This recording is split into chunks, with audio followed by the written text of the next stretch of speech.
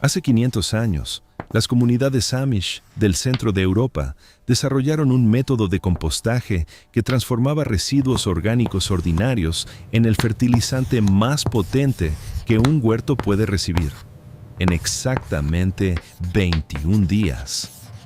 No en meses. No en semanas indefinidas.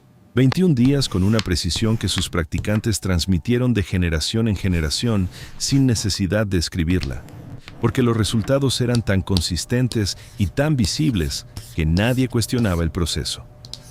Hoy, esas mismas comunidades en Pensilvania, Ohio e Indiana producen rendimientos agrícolas que superan entre 2 y 3 veces los de granjas convencionales vecinas que utilizan fertilizantes sintéticos de última generación, con un costo en insumos que se aproxima a cero. No es paradoja. Es química del suelo aplicada con una comprensión que la industria agroquímica lleva décadas tratando de hacer parecer obsoleta, anticientífica e impráctica, porque la alternativa que representa amenaza un mercado global de fertilizantes sintéticos que supera los $200 mil millones anuales. Lo que vas a aprender en este video es ese método completo, con los pasos exactos, los materiales precisos y la lógica biológica detrás de cada decisión. Un sistema que puedes iniciar esta semana con lo que ya tienes en tu cocina y en tu jardín, y que en 3 semanas va a producir una enmienda orgánica que ningún fertilizante de bolsa puede igualar en densidad de nutrientes disponibles para tus plantas. Y antes de llegar a eso, vamos a hablar de por qué este conocimiento no llegó a ti antes de hoy. El mercado de fertilizantes sintéticos en el mundo hispanohablante es uno de los negocios más lucrativos y mejor protegidos del sector agroalimentario. En España, el gasto en fertilizantes industriales por parte de agricultores de pequeña y mediana escala supera los 800 millones de euros anuales. En México, el consumo residencial y de pequeño agricultor de fertilizantes de síntesis química creció un 44% entre 2015 y 2023, según el Servicio de Información Agroalimentaria y Pesquera. En Argentina, Colombia y Chile, el patrón es idéntico. Crecimiento constante del consumo de insumos externos, decrecimiento paralelo de la práctica del compostaje doméstico y abandono progresivo de técnicas de fertilización natural que durante siglos hicieron innecesario comprar absolutamente nada.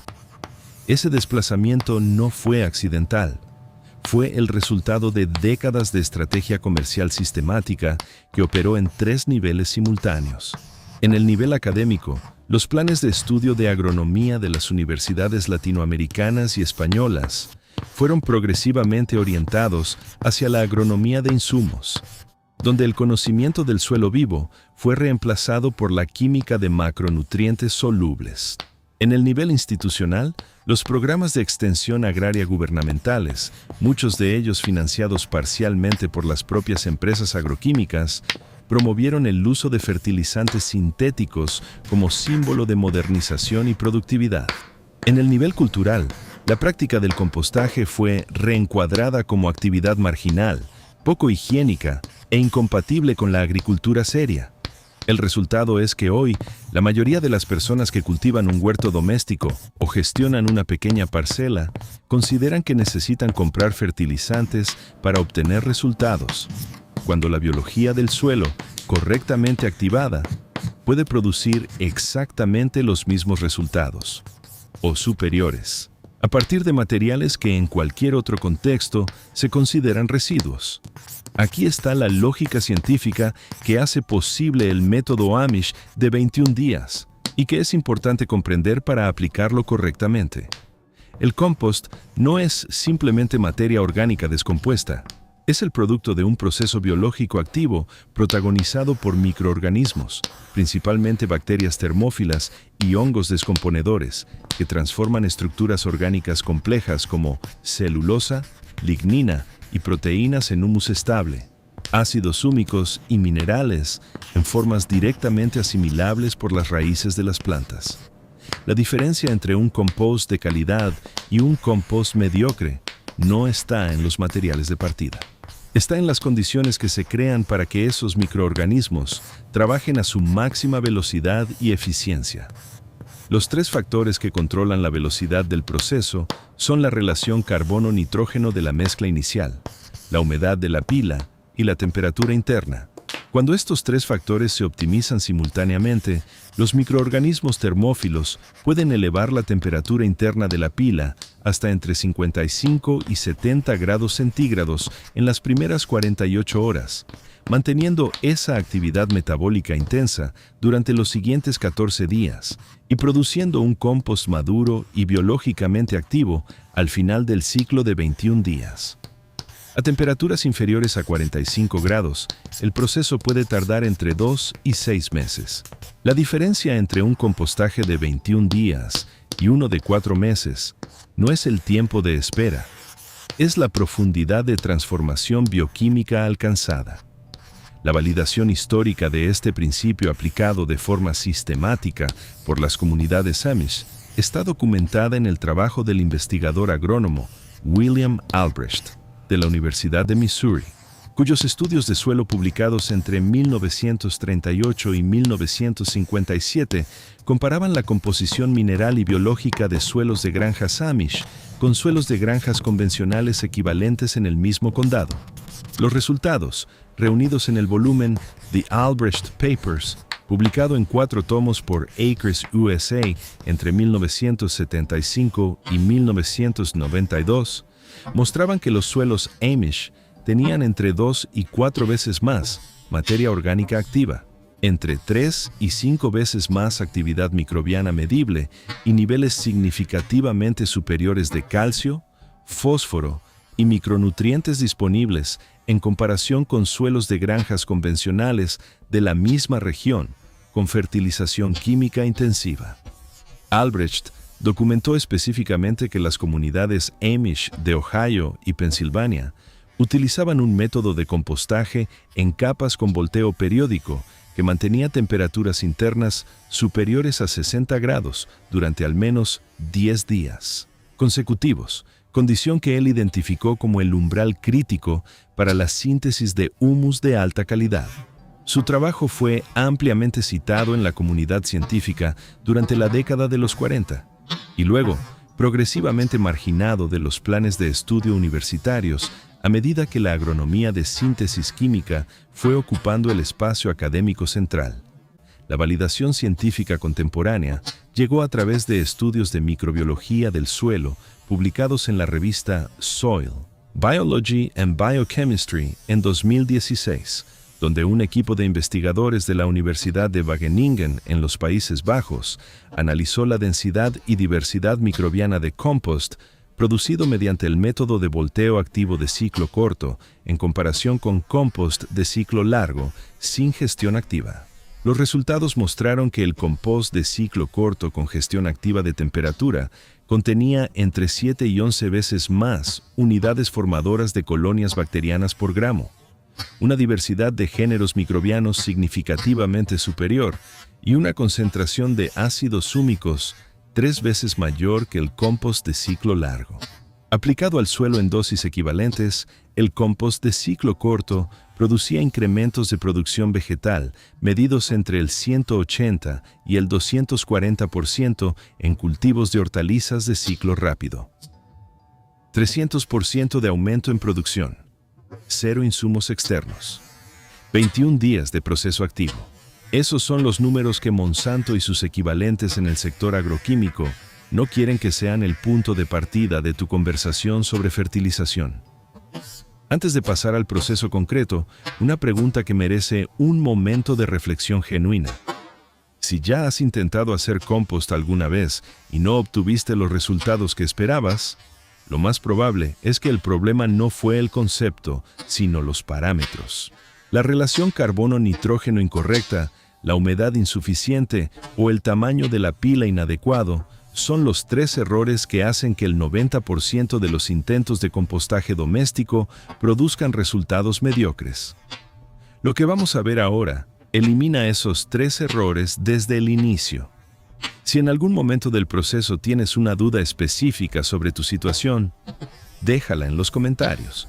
La comunidad que se ha formado aquí tiene experiencia acumulada en docenas de climas y contextos diferentes, y ese intercambio tiene un valor práctico real.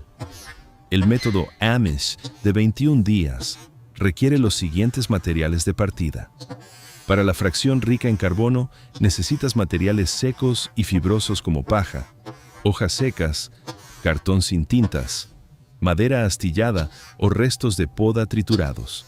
Para la fracción rica en nitrógeno, necesitas materiales frescos y húmedos, como restos de cocina vegetales, hierba recién cortada, estiércol fresco de herbívoros o pozos de café. La proporción correcta es 3 partes en volumen de materiales carbonados por cada parte en volumen de materiales nitrogenados. Esta proporción, expresada en términos de química orgánica, corresponde a una relación carbono-nitrógeno de entre 25 y 35:1, que es el rango óptimo para la máxima actividad microbiana termófila. El tamaño mínimo de la pila es crítico y frecuentemente subestimado. Para que la masa biológica genere y retenga el calor necesario para activar las bacterias termófilas, la pila debe tener al menos 1 metro cúbico de volumen, es decir, 1 metro de ancho por 1 metro de largo por 1 metro de alto. Pilas más pequeñas no alcanzan la temperatura interna necesaria y el proceso se enlentece dramáticamente. Si no tienes espacio para una pila de ese volumen, puedes construir un contenedor de madera de palés, disponible sin costo en cualquier almacén o supermercado, que ocupa exactamente ese metro cúbico y mantiene la masa compacta sin requerir espacio adicional. La construcción de la pila se realiza en capas alternadas. Una capa de 10 centímetros de material carbonado seco, seguida de una capa de 3 centímetros de material nitrogenado fresco, seguida de una fina capa de tierra del jardín de 1 centímetro que aporta los microorganismos iniciales del proceso, y nuevamente material carbonado. Se repite hasta alcanzar el metro de altura. Cada capa carbonada debe humedecerse durante la construcción hasta un nivel de humedad que, al apretar un puñado del material, permita que escurran 2 o 3 gotas de agua sin que el material quede saturado. Este nivel de humedad, entre el 50 y el 60% del peso en agua, es el rango óptimo para la actividad microbiana. A partir del tercer día, la temperatura interna de la pila debe medirse introduciendo un termómetro de cocina o una varilla metálica durante 2 minutos en el centro de la masa. Si la varilla al retirarse quema al tacto, la temperatura es correcta. En términos exactos, debe estar entre 55 y 65 grados centígrados. Si la temperatura no sube en los primeros 3 días, el problema es casi siempre exceso de carbono o falta de humedad. Añade material nitrogenado fresco o agua y revuelve la superficie. El volteo es la operación central que diferencia el método Amish del compostaje pasivo convencional. Cada 7 días, la pila completa debe voltearse, moviendo el material del exterior hacia el centro y viceversa. En el ciclo de 21 días, esto implica 2 volteos, uno al 7º día y otro al 14º. Cada volteo reactiva el proceso biológico, reintroduce oxígeno que los microorganismos aerobios necesitan para su metabolismo, reequilibra la humedad y garantiza que toda la masa alcance las temperaturas de higienización que eliminan patógenos y semillas de malas hierbas. Al 21º día, el compost maduro tiene un aspecto homogéneo de color marrón oscuro a negro, un olor a tierra húmeda de bosque, una temperatura que ha descendido a niveles ambientales, indicando que el proceso de descomposición activa ha concluido, y una textura esponjosa con pequeños fragmentos visibles de los materiales originales. En ese estado, puede aplicarse directamente al suelo del huerto a razón de entre 2 y 5 kilogramos por metro cuadrado, incorporándolo en los primeros 10 centímetros del suelo. La objeción más común a este proceso en entornos urbanos es el espacio. La respuesta práctica es que un contenedor de compostaje activo de 1 metro cúbico ocupa exactamente la huella de una cama de cultivo estándar, Puede ubicarse en cualquier balcón con buena ventilación o en el rincón de un patio de 2 metros cuadrados y no genera olores perceptibles a distancia superior a 1 metro cuando la relación carbono-nitrógeno es correcta. Los olores intensos en compostaje doméstico son siempre señal de exceso de nitrógeno o de anaerobiosis. Ambas situaciones corregibles en minutos con la adición de material seco y un volteo superficial. El resultado de este proceso, aplicado de forma continua, es una transformación gradual pero radical de la estructura biológica del suelo de tu huerto. En el primer año de aplicación, la retención de humedad del suelo mejora notablemente, reduciendo la frecuencia de riego necesaria. En el segundo año, la densidad de lombrices y microorganismos benéficos se multiplica de forma visible. En el tercer año, la productividad del huerto en términos de peso cosechado por metro cuadrado puede duplicar o triplicar los resultados del primer año sin compost. No es publicidad, es biología del suelo documentada, reproducible y completamente independiente de cualquier insumo externo. Las personas que recuperan este tipo de conocimiento y lo aplican en su contexto cotidiano no están haciendo una elección ideológica. Están tomando una decisión práctica basada en evidencia que el sistema corporativo prefiere que no esté al alcance de todos. Si eso describe la forma en que te acercas al conocimiento, este canal va a tener mucho más que ofrecerte. Cada vídeo que publicamos es una pieza adicional en ese mapa de autonomía práctica que nadie va a darte, pero que puedes construir tú mismo, semana a semana. Para quienes quieran profundizar en las variaciones del método según el tipo de clima, en los activadores biológicos naturales que pueden acelerar el proceso incluso a temperaturas ambientales bajas, y en la técnica de té de compost que multiplica el efecto de una sola pila en áreas de cultivo extensas. Ese nivel de detalle está disponible como recurso complementario a este vídeo. Pero lo que tienes ahora mismo es suficiente para empezar esta semana y ver resultados en 21 días. 500 años de conocimiento agrícola acumulado no desaparecieron porque fueran inferiores. Fueron desplazados porque eran autosuficientes. Y la autosuficiencia en un modelo económico basado en la venta perpetua de insumos es exactamente lo que no puede permitirse que sea común. El suelo bajo tus pies ya contiene todo lo que necesita para producir en abundancia. Solo necesita que le devuelvas lo que siempre supo hacer.